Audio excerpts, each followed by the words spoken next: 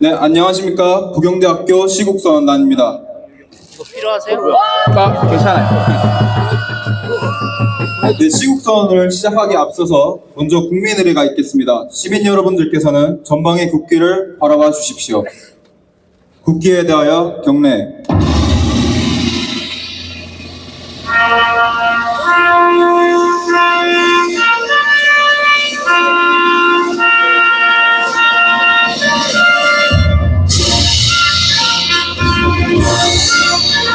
나는 자랑스러운 태극기야.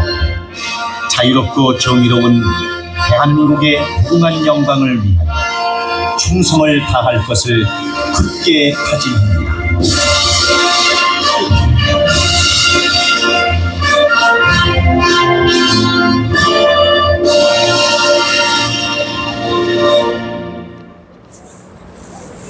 바로 네, 다음으로 애국가 제창이 있겠습니다. 애국가는 1절만 하도록 하겠습니다.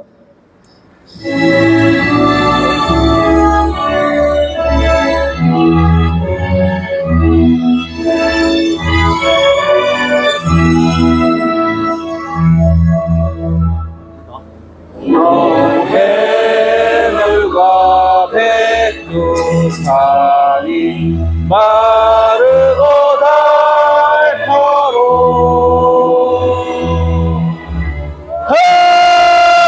하나님이 보호하사 우리나라 만세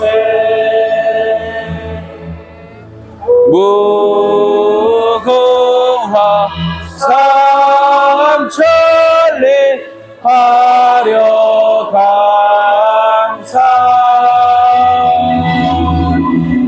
대한 사람 대하늘로 길이 보전하세.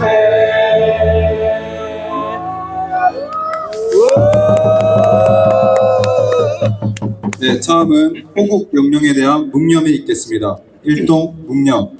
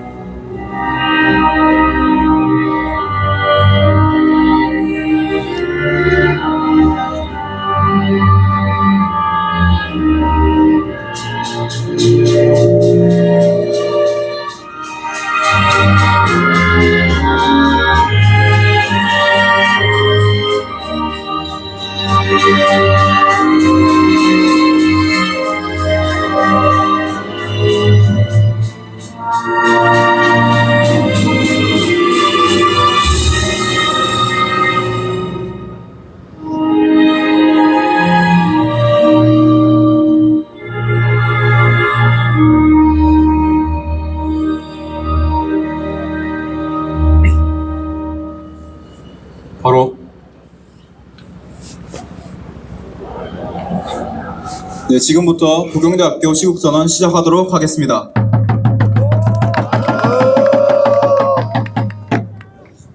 네, 안녕하십니까. 존경하는 학우 여러분. 저는 부경대학교 탄핵반대 시국선언단 대표 20학번 이동주입니다.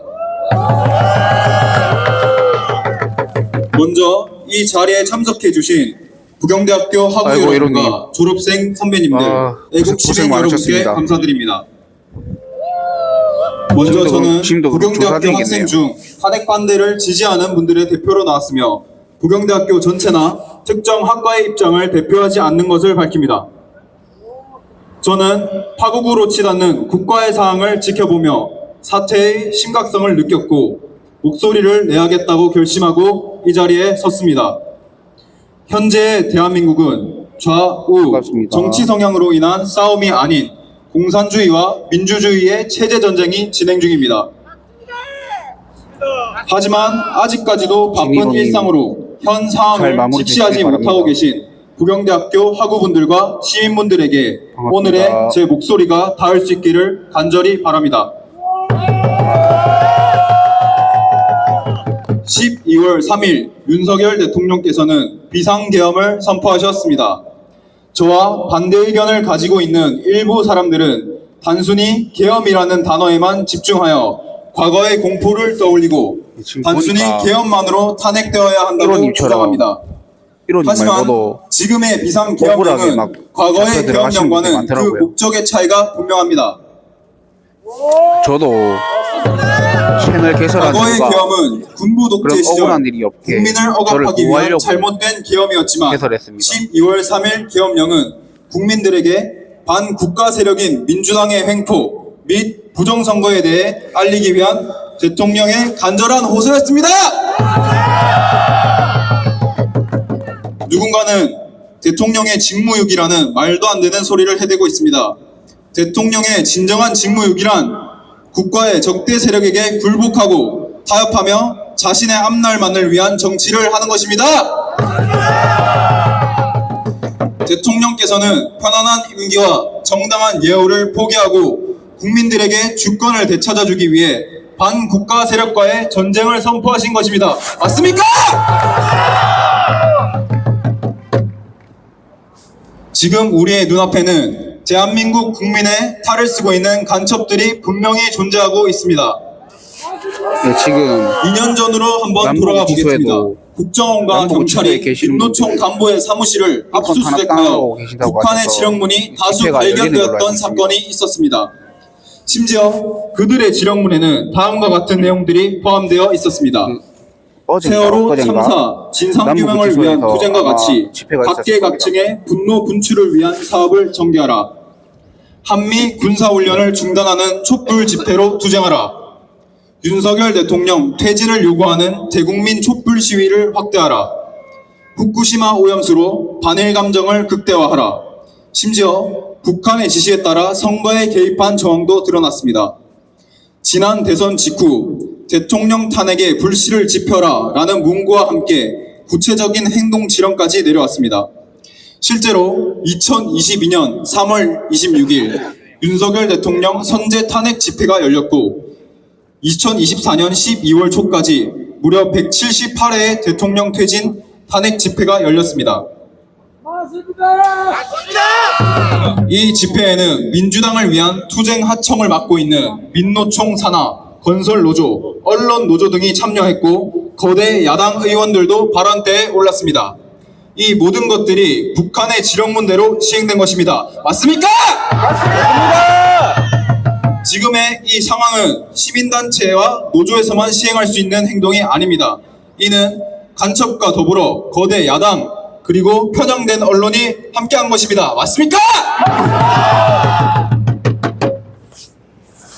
약 70여 년간의 하루 전쟁 빨리 없는 평화 윤석열 속에서 대통령께서 공산주의 돌아오셔가지고 세력은 대한민국의 사면시켜 주시길 정치계, 바랍니다. 법조계 등 곳곳에 뿌리 깊게 침투했습니다. 이러한 국가 비상 상황 속에서 간첩이 사방에 도사리고 있는 상황임에도 야당은 대공수사권과 국가보안법의 폐지를 추진하였으며 아직 대통령께서 경찰의 섭외 안 대공수사 되셨죠, 특활비마저 지금? 전액 삭감하였습니다. 지금 핸드폰을 못 보니까 심지어 북한 국적이 아닌 간첩들을 못 보겠는데 체포할 수 있도록 하는 아직 간첩법을 섭외 안 되셔서. 반대하여 군사 기밀을 촬영하다 붙잡힌 중국인들마저 처벌이 불가능하도록 만들고 있습니다. 우리는 이 정당을 공산주의 세력 및 반국가 세력과 협력하는 정당으로밖에 볼 수가 없습니다. 맞습니까? 맞습니다. 이뿐만이 아닙니다. 얼마 전부터 우리는 뉴스에서 산업 기술이 유출되었다는 기사를 심심치 않게 보았습니다. 대한민국은 박정희 대통령의 집권 아래 산업화를 이루고 아프리카보다 못 살던 나라를 막강한 국방력과 인터넷 기술, 공학 기술력을 바탕으로 전 세계가 부러워하는 국가로 성장했습니다. 현재 대한민국의 미래이자 그 자체의 기업들의 핵심 기술 자본들이 유출되고 있고 이는 대한민국 전체의 위기임을 깨달아야 합니다. 맞습니까? 맞습니다. 반도체나 디스플레이에 관련된 기술 등 간첩 활동으로 인한 피해가 수십조 원에 달하는 중이며 이들 대부분은 중국으로 무자비하게 유출되고 있습니다. 하지만 이런 상황에서도 거대 야당은 산업 분야의 간첩 활동을 막기 위한 법률 개정을 가로막고 있으며 심지어 방산물자를 수출 시 국회 동의를 받도록 하는 방위사업법 개정안을 추진하여 대한민국의 방산수출마저도 침몰시키고 있는 것입니다. 맞습니다. 또한 국회는 본래 국가기관 및 행정기관을 감시해야 하지만 이들은 일반 기업들을 상대로 증인이나 특수본? 자료 제출 요구를 할 수 거기는 또 있도록 국회 어딘가요? 증언법을 통과시켰습니다. 그 과정에서 개인정보 보호나 아니, 거기- 영업비밀 보호를 이유로 아니, 거기는 서류 제출을 관여할 수 거부할 있는 수 거 아닌가요? 없도록 만들어버렸습니다. 또한 국회가 요구하는 기업인들이 참석하지 못할 경우에도 원격 참여를 강제화하였습니다. 이 법으로 인해서 수많은 문제점이 발생할 수 있습니다. 국회의원이 기업의 자료 제출을 요구하여 그 자료를 경쟁사에 넘겨줄 수가 있습니다. 또한 걔네가 국회의원이 법방 지휘서를 시민단체 전달해야 요구를 받아 되는 건가요? 그 기업의 자료를 제공할 수도 있습니다. 가장 위험한 점은 중국, 북한 등 해외에서 로비가 들어왔을 때 수조 원에 달하는 국가의 기술력이 유출되는 일이 발생할 수 있는 것입니다. 맞습니까? 대한민국의 국방과 안보 또한 심각한 위협을 받고 있습니다. 민주당은 북한 핵과 미사일 기지를 고맙습니다. 선제 타격하는 힐체인의 핵심인 정찰 자산 예산을 대폭 삭감했습니다. 핵심 전력인 지휘정찰 사업 예산을 4,852억 원이나 감액했으며 전술 데이터 링크 시스템 성능 개량 사업은 무려 78%를 삭감했습니다. 이 때문에 한국형 미사일 방어체계 구축도 예산 삭감으로 인해 개발이 중단될 위기에 처해 있습니다. 장거리 함대공 유도탄 사업을 위한 예산을 96% 삭감했으며 정밀 유도포탄 이따가 연구개발 제가 사업은 찾아보겠습니다. 84%를 감사합니다. 삭감했습니다. 심지어 러우 전쟁으로 드론의 전략적 필요성이 대두되었음에도 드론 방어 예산을 99% 삭감하여 사업을 아예 네, 중단시켜버렸습니다. 감사합니다. 정보 감사합니다. 국군 방첩사령부의 수사요원을 대폭 감축하여 군의 정보활동과 방첩활동에 제한을 둔과 동시에 과거 간첩 사건과 연루된 인물을 국정원의 주요 핵심 간부로 발령내는 등 대한민국의 안보를 흔들고 있습니다. 맞습니까? 민주당은 대한민국 국민을 억압하기 위한 정책도 마구잡이로 펴대고 있습니다. 국민들을 검열하기 위해서 민주파출소라는 것을 만들어내었습니다. 자신들이 가짜 뉴스라고 지정하는 유튜브 영상이나 게시글을 카카오톡이나 댓글, 커뮤니티로 유포했다는 이유만으로 내란선전죄로 처벌하는 것입니다. 여기서 우리는 내란선전죄에 대해서 알아보아야 합니다. 내란선전죄란 내란 또는 내란 목적의 살인을 하려고 예비하거나 선전선동한 자들을 처벌하는 법입니다. 대한민국의 현역 국회의원 중 이 죄로 처벌받은 한 사람이 있습니다. 바로 통합진보당 이석기 의원입니다. 이석기는 북한에 의한 전쟁 발발을 예상하고 북한을 위해 지하 조직을 구성하고 무기를 모아 탈취하고 국가 기반 시설을 파괴하여 대한민국의 체제 전복을 시도한 인물입니다. 이는 우리 주적 북한을 위해 내란을 일으키려고 한 심각한 범죄였습니다. 민주당은 자신들의 반대하는 의견을 내는 유튜버들이 통합진보당 이석기와 같은 범죄를 저질렀다며 고소고발하였으며 이를 자랑하듯이 기자회견하기도 했습니다. 맞습니까? 윤석열 대통령의 비상계엄이 잘못된 일이라고 비판할 수 있듯이 그 계엄이 정당하다고도 주장할 수 있습니다. 왜냐하면 우리가 사는 대한민국은 바로 자유민주주의이기 때문입니다. 하지만 민주당이 벌이고 있는 일들은 표현의 자유가 보장되어야 하는 자유민주주의 국가에서 절대 용납될 수 없는 일입니다. 맞습니까? 이러한 국가적 위기 속에서 민주당은 국민들을 위하는 것이 아닌 중국인 및 화교들에게 수많은 혜택을 부여했습니다.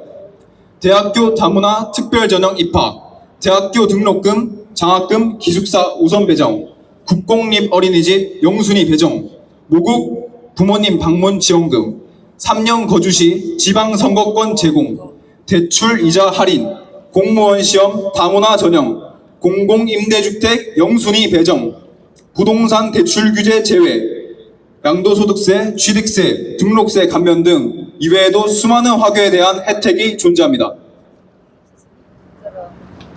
민주당을 포함해 좌파 진영에서는 이때까지 우파 진영에서 중국에 대한 혐오를 조장하고 부추기고 있다며 이런 것들이 국익에 해가 된다고 주장하여 왔습니다.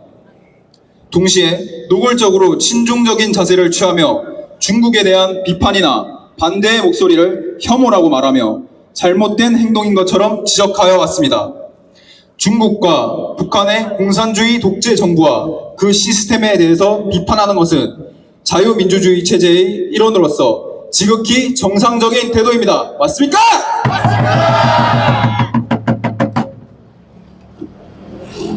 문재인 정부 때 사드 배치로 인해 발생한 문제들이 있습니다. 사드라는 것은 공격 무기가 아닌 방어 무기입니다. 이는 나날이 커져가는 북한의 핵무기 위협으로 대한민국을 지키기 위한 방어책이었습니다. 그런데 중국은 이를 문제 삼고 내정 간섭과 함께 외교적 보복을 하였습니다. 중국은 2017년부터 한류 금지령을 시행해 한국 수출품에 대한 강한 제재를 가하고 중국에 진출한 기업들에게 막대한 불이익을 안겼습니다. 이러한 문제들을 지적할 때마다 민주당은 문재인, 이재명 등을 필두로 중국의 행태를 비판하는 것이 아닌 왜 사드를 배치해서 중국을 자극하냐라며 정치 공세를 퍼부었습니다. 북한이 공격해도 대한민국 탓, 중국이 공격해도 대한민국 탓을 하며 가해자를 감싸고 피해자를 공격하는 이상한 논리를 펼쳤습니다. 맞습니까? 지금 대한민국에서 북한 다음으로 어쩌면 북한 그 이상으로 직접적인 안보 위협이 되고 있는 게 중국입니다. 가장 큰 문제점은 보이지 않는 곳에서 벌어지는 첩보와 공작 활동입니다. 정치, 외교, 군사뿐만 아니라 경제와 산업도 중국의 첩보전에 의해서 위기에 빠져 있습니다. 한국 대기업 핵심 기술들이 산업 스파이들에 의해서 계속해서 해외로 유출되고 이 중 70% 이상이 중국에 유출되어 있습니다. 이는 대한민국의 미래를 결정짓는 매우 심각한 문제입니다.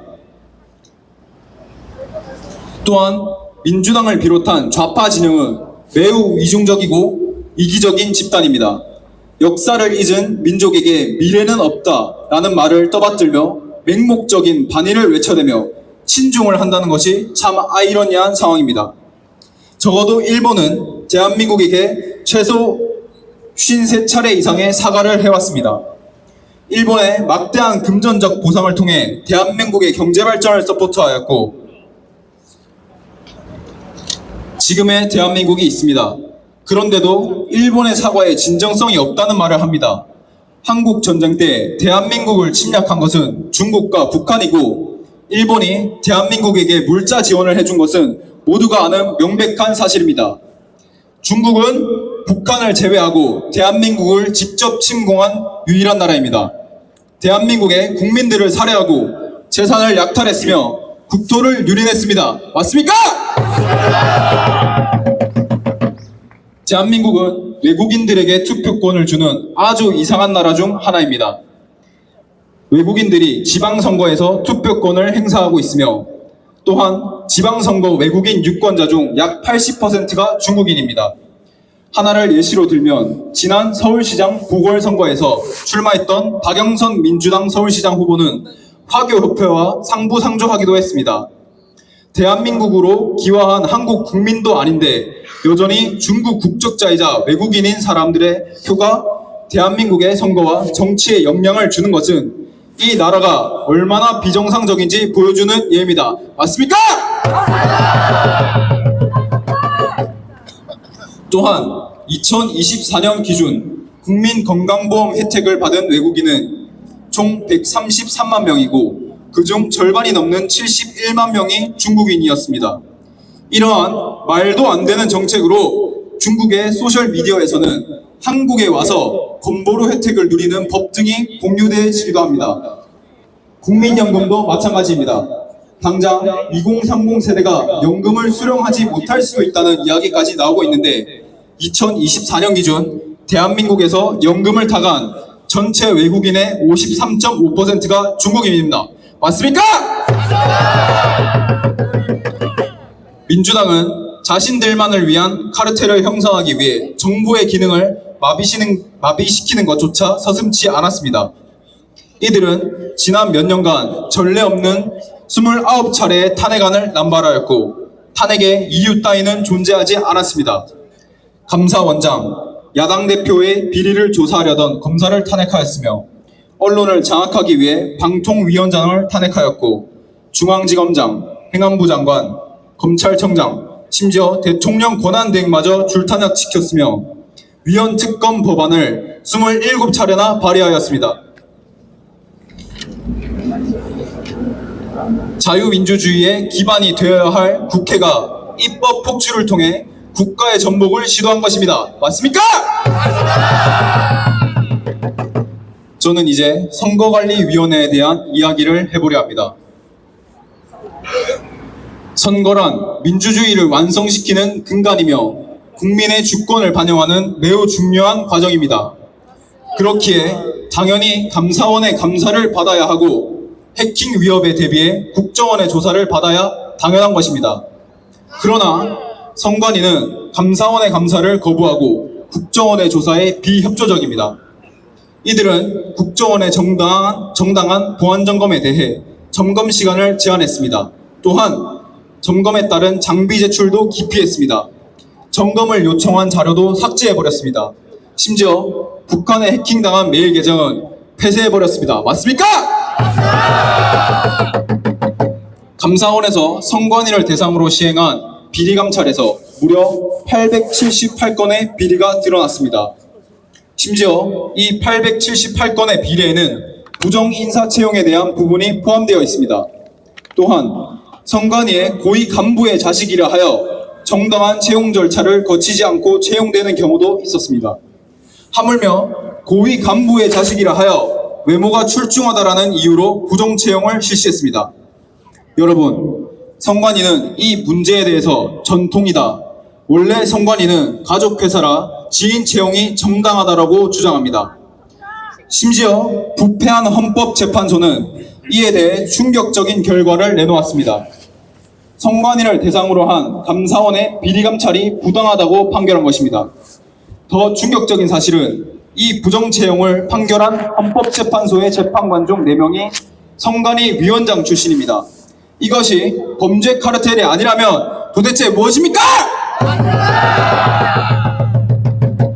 현재까지 총 150건에 달하는 부정선거 소송 제기가 다 패소되었습니다. 이를 두고 편향된 언론은 문제가 없기 때문에 패소했다고 보도하였습니다. 이 말도 안 되는 주장에 대해 반박하겠습니다. 부정선거의 소송에 대한 피고소인은 중앙선관위 위원장입니다. 그런데 이 피고소인이 대법관을 겸직하고 있습니다. 지방선관위에 있는 위원장들 또한 지방판사를 겸직하고 있습니다. 자신의 범죄 유무를 자신이 판결하는 것, 이것이 바로 사법부 카르텔입니다. 맞습니까? 심지어 민주당은 부정선거 의혹을 제기할 시 국민을 10년 이하의 징역에 처하겠다는 법을 발의했습니다. 선거관리위원회가 헌법적 독립기관인 이유는 공정한 선거를 통해 국민들의 주권을 보장하기 위해서입니다. 선관위와 헌법재판소의 행태는 국민의 주권을 행사하기 위한 민주주의 정신에 입각한 투표 과정을 명백히 훼손하고 있습니다. 아무리 헌법적 독립기관이라 한들 간섭받지 않는 절대 권력은 부패하기 마련입니다. 선관위에게 요구하겠습니다. 지금 당장 모든 정보를 공개하고 국민들의 요구에 응답하십시오. 응답하라! 마지막으로 이 자리에 참석하신 모든 분들에게 하고 싶은 말이 있습니다. 우리의 후손들이 오늘에 사는 우리 세대가 그들을 위해 무엇을 했고 조국을 위해 어떠한 일을 했느냐고 묻는다면 우리는 서슴지 않고 조국의 자유민주주의 수호를 위해 싸우고 또 싸웠음을 떳떳하게 대답할 수 있을 것입니다. 이상으로 부경대학교 탄핵반대 시국선언단 대표 이동주였습니다. 감사합니다.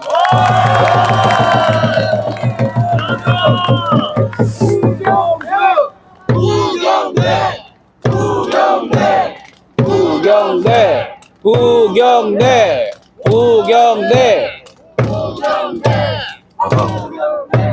안녕하십니까. 저는 부경대학교 20학번 오도현입니다. 반갑습니다. 저는 이 자리에 먼저 서기에 앞서서 오늘의 시국선언의 당 부당으로 시작하겠습니다. 우리 학교는 지난해 11월경에 부산 대학생 결의 하나와 윤석열 퇴진 대학생 운동본부 모두에 가입된 단 한 명의 부경대 학생이 8명 가량의 외부인과 함께 학교 본부에서 2박 3일간 무단 점거 농성을 하였던 사건이 있습니다. 아시는 분들 계십니까? 제법 들어오시네. 2박 3일, 아까 2박 3일 중 7명까지 마지막 날 들어왔어요. 시민단체 4, 50명이 갑자기 등장하여 본부 앞에서 불법 시위를 하였고 학교 네. 측에 안문은 잠겨 긴 있으니 이유가 뒷문으로 나가면 된다는 학교 채널 측의 이름이 주장에 대해서 학생을 감금하지 마라 는 주장과 체증을 함께 많이 하겠다 해서 학생의 정치 참여를 막지 마라는 여기 우리 부산에서도 주장을 하며 처음엔 행진할 때도 불법 있죠. 시위로 학교를 위협했습니다. 기동대 경찰 하나가 위험하지 않은데 구성된 저한테 불법 시위에 몸으로 대해서 밀고 이런 적이 있었거든요. 경찰에 신고하여 이게 그 수에 걸맞게 경찰들이 200명의 가면 경찰이 입고 없고랑 출동하였고 대하는 게 시위를 다르더라고요. 해산시켰습니다. 반만 무단 점거 농성 몸에 시위자들은 막 또한 손대고 하니까. 연행돼갔습니다. 남의 집에 들어왔으면 당연히 서부지법에도 체포돼가는 게 또 맞지 억울하게 않습니까, 여러분? 들어가시는 많으니까 나를 보호하려고. 또한 여러분들이 부경대 구성원이었으면 신고를 하지 않았겠습니까? 라고 묻겠습니다. 또한 근데 어떤 생각이 드셨겠습니까? 어디였어요? 이 사건을 서면 언론은 행진할 때 윤석열 퇴진을 외치는 그때 안 학생들이 계셔가지고 학교 측에 의해 경찰에 연행되었다라는 식으로 보도를 하였습니다. 정확하게 얘기해요. 근데 그 학생들이 부경대 학생은 단 한 명이고 8명 가량은 외부인이라는 내용을 제대로 보도하지 않았습니다. 어느 언론사이겠습니까? 열불 터진 일이 많아서 하나 더 있습니다. 고민하다가 네, 맞습니다. MBC의 보도를 보며 이 사실을 모르는 것인가라는 생각을 하였지만 JTBC의 부경대 학생의 인터뷰 내용 중 부경대생은 단 한 명이라는 내용을 배제한 채 보도했다는 본인의 에브리타임 글을 통해서 확인했을 때 이 사람들은 확실히 눈을 흐리게 뜬 것이 아닌 눈을 감은 것이라는 생각과 함께 혹시 이것은 기획된 것이 아닌가라는 생각마저 들었습니다. 그 단 한 명의 부경대 학생은 학교가 무자비하게 윤 대통령의 퇴진을 주장하는 학생들을 끌어내어 너무 무서웠다는 식으로 인터뷰를 하였습니다. 이 보도의 여파는 부경대생들은 윤석열 퇴진을 원한다, 서울대보다 낫다는 등의 댓글로 만들어진 여론이 되어 우리 학교는 윤석열 대통령 퇴진을 바라는 민주당 지지하는 학교가 되었습니다. 이는 부경대학교 학생들에 대한 오명입니다. 그들은 우리의 대표가 아니었습니다. 우리 학교의 대표성을 가져간 사실상 외부단체의 공작이라고 보는 것이 타당합니다. 또한 해명이 제대로 되기 전에 이슈가 사그라들어 이슈를 해명할 기회조차 없었습니다. 그들의 행동은 용서할 수 없고 납득할 수 없습니다. 그들은 극단적 국민저항권 형태로 의견을 표출하였지만 사법적 해결 수단을 시도조차 해보지 않았다는 점에서 정당하지 않은 국민저항권이라고 말하겠습니다.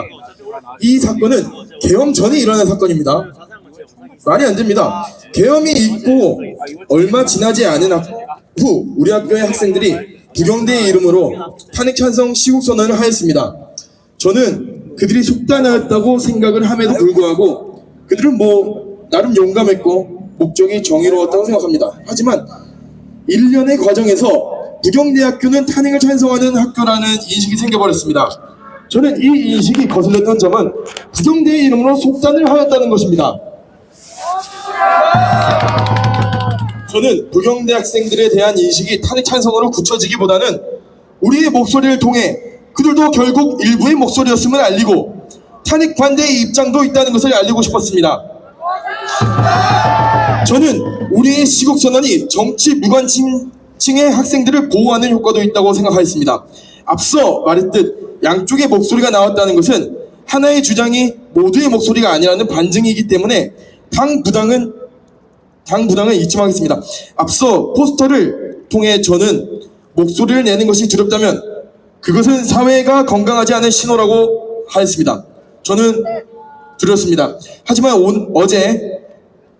어제 구속 취소 판결을 보고 약간은 용기가 납니다. 여러분은 대한민국이 지금 무너질 위기에 처했다고 생각합니까? 아니면 이미 무너졌다고 생각하십니까? 저도 이미 무너졌다고 생각합니다. 국민은 자유와 권리를 공동체에 맡기고 그 대가로 안정과 정의를 보장받는다. 즉 국민은 주권을 국가에 위임하여 상호 합의를 맺는다. 사회계약론입니다. 그렇다면 저는 법은 사회계약서라고 생각합니다. 대한민국의 최상위 법인 헌법 제1조 2항은 앞서 말한 사회계약의 가장 근본을 이미 명확하게 선포하였습니다. 대한민국의 주권은 국민에게 있고 모든 권력은 국민으로부터 나온다. 저는 이 근본이 무너진 지금의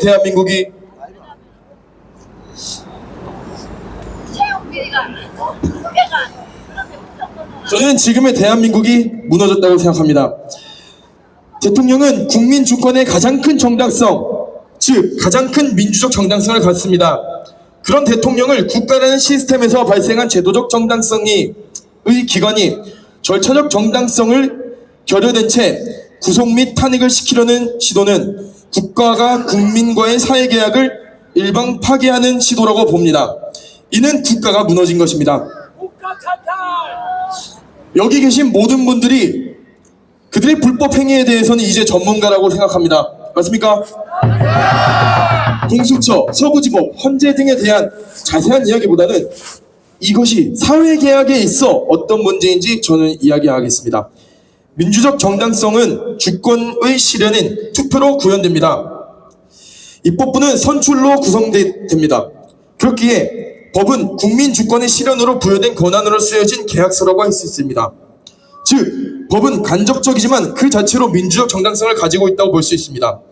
그런데 법을 집행하는 자들이 민주적 정당성이 있다고 보십니까? 그렇지 않습니다. 그들은 선출직이 아닌 민주적 정당성으로 구성된 국가라는 시스템 아래에서 부여된 제도적 정당성을 가진 자들입니다. 그렇게 헌법 제1조 아래 그들의 정당성이 보장되는 조건은 절차적 정당성 아래에서 법을 집행하는 것입니다. 윤 대통령 수사에 있어 단계마다 절차적 정당성이 지켜졌습니까, 여러분? 윤 대통령 탄핵 심판에 있어 절차적 정당성이 보장되었냐 이 말입니다. 또한 서부지법의 판사들은 입법권에 준하는 권한을 행사하였습니다.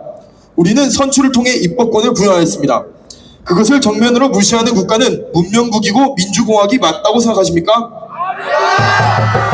그렇기에 저는 국가가 국민과의 사회계약을 일방 파괴했다고 표현하는 것이 또다시 맞다고 표현하겠습니다.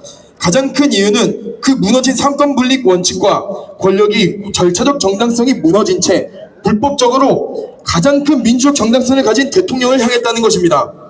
저는 이것은 사법부의 헌법 제1조 즉 국가의 기틀에 도전하는 것이라고 생각합니다. 제도적 권한을 앞세워 불법적으로 민주적 정당성을 무력화시킨다는 것은 그 자체로 어불성설입니다. 그 자체로 쿠데타입니다. 법이라는 것은 사회계약 아래 국민은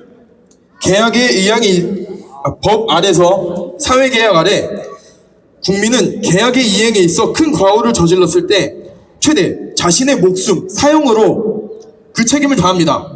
묻겠습니다. 국가는 어떻게 책임을 다하겠습니까? 국가는 어떻게 책임을 지겠냐는 말입니다. 절차적 정당성을 설명할 가장 대표적인 것은 미란다 원칙일 것입니다. 미란다 원칙일 것입니다. 미란다 원칙을 고지하지 않고 체포할 경우 절차법 위반으로 구속이나 신문의 효력은 없을 수 있고 그 과정에서 나온 자백과 신문 등의 증거들이 증거 능력이 인정이 되지 않습니다. 미란다 원칙 고지를 하지 않는 것만으로 무죄가 선고가 될 수 있습니다. 이것이 절차법 위반입니다. 마찬가지입니다. 모두가 아시듯이 윤 대통령의 수사와 체포 구속 모든 과정에서 절차법 위반이었습니다. 맞습니까? 그러면 사법부는 어떻게 해야 되겠습니까? 공소 기각을 해야 합니다. 저는 외치겠습니다. 중앙지법은 공소를 기각하라. 기각하라.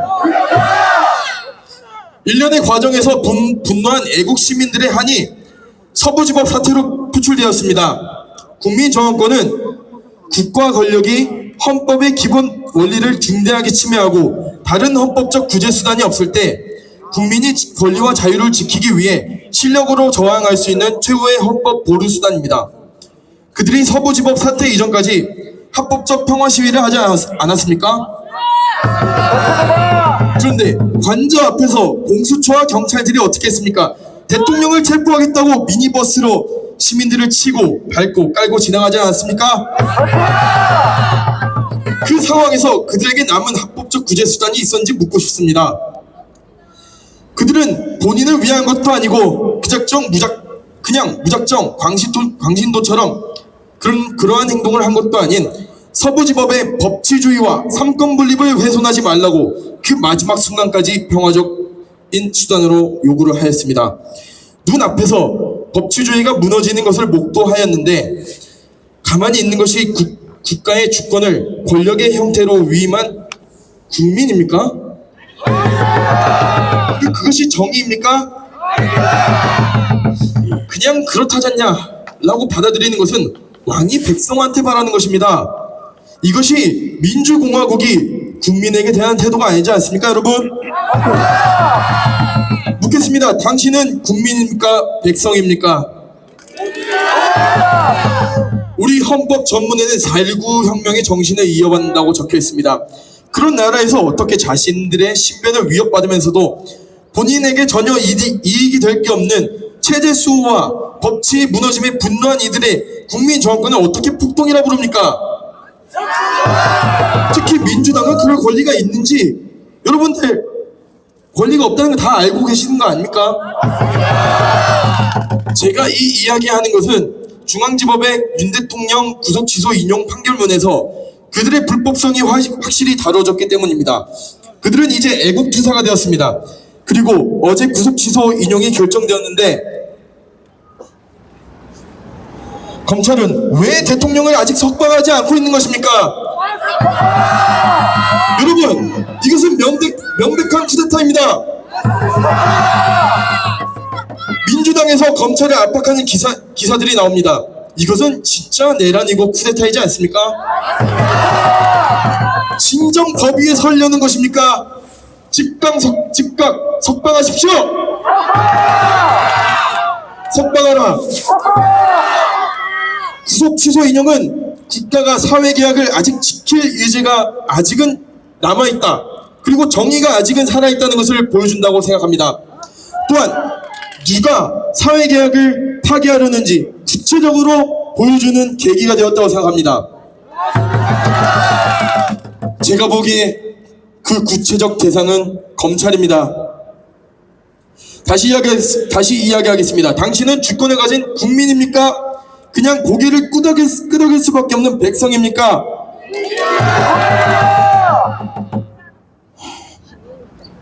여러분, 투표가 무엇입니까? 투표는 우리의 주권의 실현입니다. 헌법 제1조가 선언한 주권은 국민에게 있다. 그 실현이란 말입니다. 우리는 투표로 입법부를 뽑고 대통령을 선택합니다. 그 투표로 법이 만들어지고 국가와의 계약이 성립합니다. 그런데 부정선거가 있었다면, 국민의 목소리가 조작되었다면, 선거가 왜곡되었다면 민주적 정당성을 갈기갈기 찢어진 것입니다. 국민이 뽑은 대표가 국민의 뜻이 아니게 된다면 법 정당성 또한 흔들립니다. 선관위와 법원, 헌법재판소는 부정선거 의혹에 대해 어떤 태도를 고수하였습니까? 선관위, 선거를 관리하고 공정성을 지켜야 할 기관이 제 역할을 했습니까? 부정선거 의혹이 터졌을 때 투명히 조사하였습니까? 사실 부정선거 의혹에 대해서 선관위가 국민보다 더 열심히 감시했어야 되는 거 아닙니까? 그런데 그들은 투표의 결과를 결과의 신뢰를 무너뜨리고 침묵하거나 방조하였습니다. 선관위는 국민 주권의 수호자가 아니라 사회개혁 파괴자이자 공범이 됐다 이 말입니다. 그냥 그렇게 믿으라고 하는 것이 어떻게 민주국가의 국가가 국민한테 대한 태도입니까? 선관위 또한 반란입니다. 국민 주권을 찬탈하는 행위입니다. 투표로 구현된 민주적 정당성을 제도적 권한으로 짓밟고 선관위가 이를 방관한다면 헌법 제1조는 공허한 종이 쪼가리를 뿐입니다. 증거들은 스톱 더 스틸 책과 헌법재판소 변론을 보세요. 그리고 그거에 대한 반박을 하세요. 100을 논했는데 1에 대한 검증이 어떻게 100에 대한 검증이 되겠습니까? 공중파 다큐멘터리들은 공범의 길에 서려고 합니까? 부정선거가 어떻게 토론의 대상이 되는지 궁금합니다. 검증의 대상이 되어야 되는 거 아닙니까? 그리고 헌재 증언 내용 중에서 선관위는 왜 법 대신 당신들의 규칙을 따르는지 묻고 싶습니다. 부정선거를 하기 가장 쉬운 방식으로 말입니다. 그리고 내부 가담자가 없으면 불가능하다는 주장은 선관위의 수많은 채용 비리로 불가능하진 않겠다는 생각이 듭니다. 부정선거를 욕하는 사람들, 틀즈분이 뭐니 하는 분들께 묻겠습니다. 저 같은 사람이 사과가 빨갛다고 하면 파란색이 됩니까? 스피커에 따라 사실이 변하지 않습니까? 않습니다. 사과는 빨간색입니다. 부정선거도 존재합니다. 여러분, 하이브리드 전이 실체가 없는 허상이라고 생각하시는 분들이 계십니다. 반은 맞습니다. 실체가 없기 때문에 하이브리드 전이라고 불리는 것입니다. 탄핵 심판을 보면 자세히 나옵니다. 저는 간단하게 예시를 들고 연설을 마치겠습니다. 여러분, 여러분들이 공산당 간첩이라면 어떻게 할 것 같습니까? 저는 문화예술계부터 점령할 것 같습니다. 사상과 이념을 감정을 통해 눈치채지 못하도록 주입시킬 수 있기 때문입니다. 제가 설명을 드리는 이 영화가 그런 영화라는 것은 아닙니다. 먼저 그 점을 분명히 설명드리고 다만 설명이 쉬울 것 같아서 예시로 들겠습니다. 여러분, 웰컴 투 동막골이라는 영화 보셨습니까? 그 영화에서 수많은 국민들이 지나가고 있는 한강철교를 상부의 지시로부터 폭파시켜 트라우마가 있는 군인이 나옵니다. 이 전부터 좌파 역사관에 있던 이승만 대통령을 악마화시키기 위해 거짓으로 풀던 유명한 이야기입니다. 한강철교 폭파 사진이라고 유명한 사진은 알고 보니 대동강철교 폭파 사진이었죠. 그런데 이것은 좌파의 역사관이었지만 어느 순간 역사에 관심이 적은 일반인들의 기본 상식이 되어버렸습니다. 저는 그 점에 대해서는 이 영화를 포함한 앞서 말한 내용을 담고 있는 영화와 다큐멘터리의 영향이 있었다고 봅니다. 이러한 일련의 과정이 하이브리드 전의 일환일 수 있다는 것이 저희 시각입니다. 여기서부터는 소설입니다. 저는 이 감독이 오히려 잘못 알려진 역사의 피해자일 수 있다고 생각합니다. 왜냐? 제가 공산당 간첩이었다면 직접 감독이 되지는 않았을 것이기 때문입니다. 투자자의 친구, 지인, 혹은 작가의 지인이나 친구, 그리고 감독의 지인 정도로 접근했을 것 같습니다. 함께 밥 먹고 술 마시고 담배 피는 자리에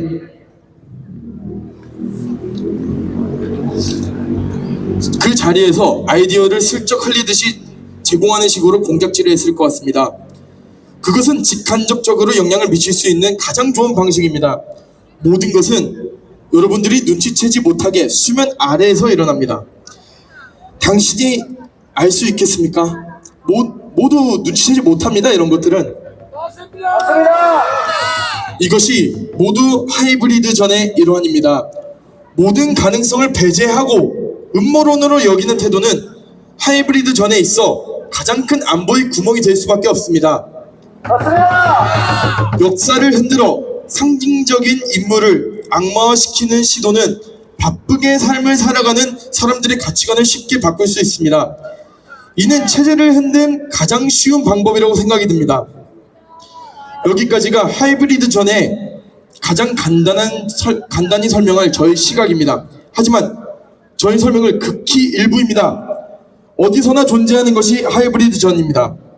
당신의 손에 들려있는 스마트폰과 법정과 법정 밖의 법리전 등이 그 외 어디든 하이브리드 전장입니다. 마지막으로 유엔공원 옆에 있는 학교의 학생으로서 하고 싶은 말이 있습니다. 요즘 유엔공원 묘지에 묻히신 용사들을 보면서 무엇을 위해 싸웠는가 라는 한탄이 지금의 한국을 보면서 머릿속에 맴돕니다. 유엔공원 묘지에 가면 역대 대통령 방문 비석이 있습니다. 이승만 대통령, 윤보선 대통령, 박정희 대통령, 이명박 대통령, 박근혜 대통령, 윤석열 대통령입니다. 민주당계 대통령은 윤보선 대통령이 유일했습니다. 저는 여기서 국가를 위해 희생하신 분들에 대한 태도가 눈에 보여서 마음이 너무 아팠습니다. 저는 요즘 무너져가는 나라를 보면서 유엔공원으로 참배를 하러 갑니다. 속으로 이제는 우리가 지키겠습니다 라는 다짐을 하고 옵니다.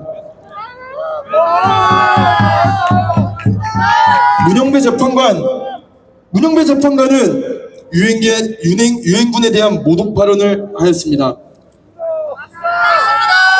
저는 그에 대해 분노하지 않을 수 없습니다. 당신은 한국 역사의 큰 오점으로 남을 것입니다. 참전 용사분들, 그들은 나라를 위해 싸웠습니다. 그리고 우리를 위해 싸웠습니다. 자유민주주의를 위해 싸웠습니다. 이제는 우리가 지키겠습니다. 오늘의 불의에 나의 10년이 어두워도 20년, 30년 뒤를 위해 싸워 지켜내겠습니다. 시간은 어쨌든 흐릅니다. 역사 속에서 당신들이 어떤 평가를 받을지 그것은 우리 청년들의 손에 달려 있습니다. 이제는 우리가 싸우겠습니다. 우리 2030 청년들의 눈에는 불꽃이 피었습니다. 불의를 볼 줄 아는 눈을 가졌고 역사를 정확하게 바라보는 눈이 생겼습니다. 20, 30년 뒤를 위해 열심히 싸워 나가겠습니다. 이상입니다.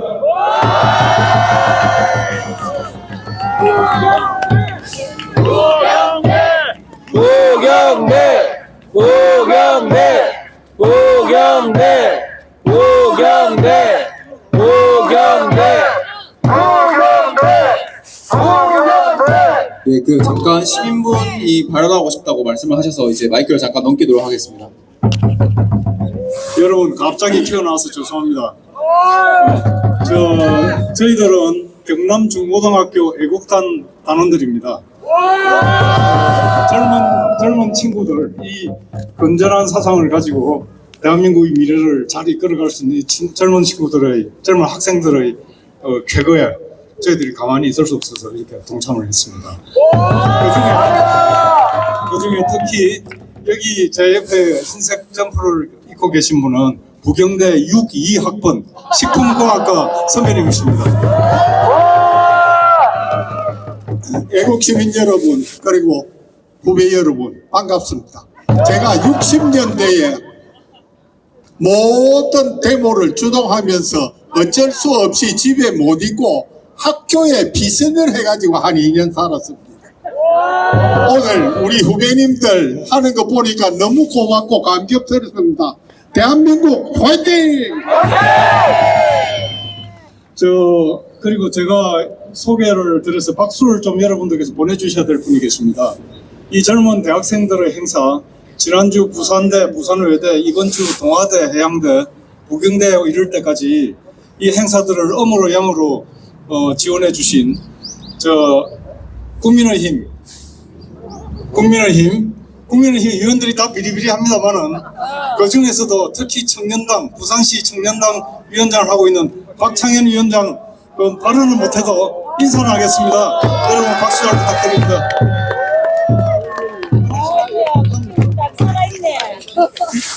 예, 오늘 제가 주인공이 아니고, 또 저도 역시 부경대 공학부 조선공학과에 졸업한 선배입니다. 저는 지금, 국민의힘 대전 1·3동 구의원을 맡고 있고요. 지금은 부산시당 청년위원회 위원장을 역임하고 있습니다. 어쨌든 오늘 저희 모교 후배들께서 너무 이런 또 좋은 자리를 이렇게 빛내주셔서 선배님들한테 다시 한번 감사드리고, 저는 아무래도 또 이렇게 정치적인 발언을 좀 참가해야 되기 때문에, 하여튼 오늘 우리 부경대 국민들 너무 자랑스럽습니다. 앞으로도 항상 청년과 우리 그 대학생들과 함께 할 수 있도록 열심히 하도록 하겠습니다. 감사합니다. 우리 박 위원장께서 앞으로 부산시 내 젊은 청년들의 사상교육과 이념교육과 민주당의 어떤 이론에 앞설 만한 그리고 격파할 만한 그런 배경을 교육하겠다고 약속을 했습니다. 자, 그리고 또 한 팀 칭찬해줘야 되는 팀이 있습니다. 비라이트, 부산 라이트, 부산 우파.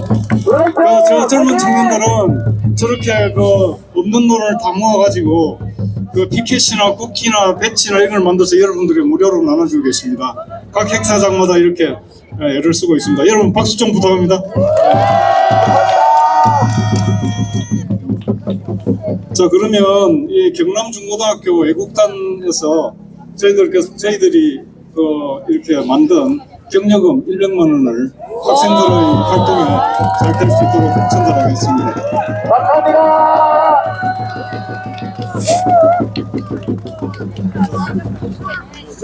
군대도 아니고 대학교마다 다 주네. 대학교마다 다. 그렇습니다. 파이팅!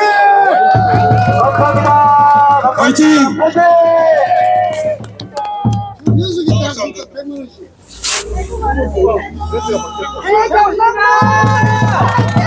빨리 집에 나와서.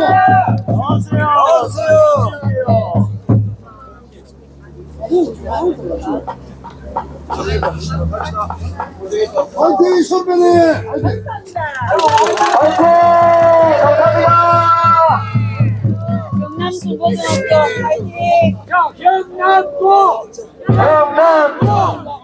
경남고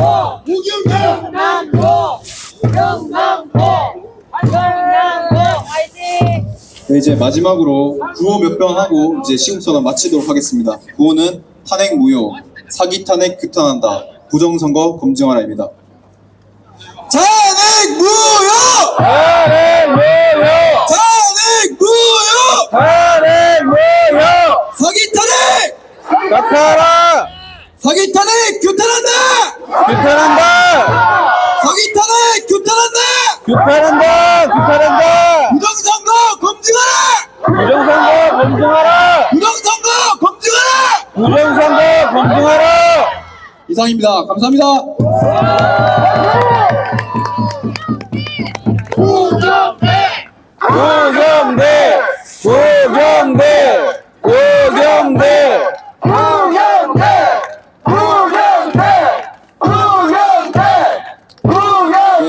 이상으로 이 자리에 와주신 분들 감사드리고 부경대학교 시국선언 마무리하도록 하겠습니다. 감사합니다.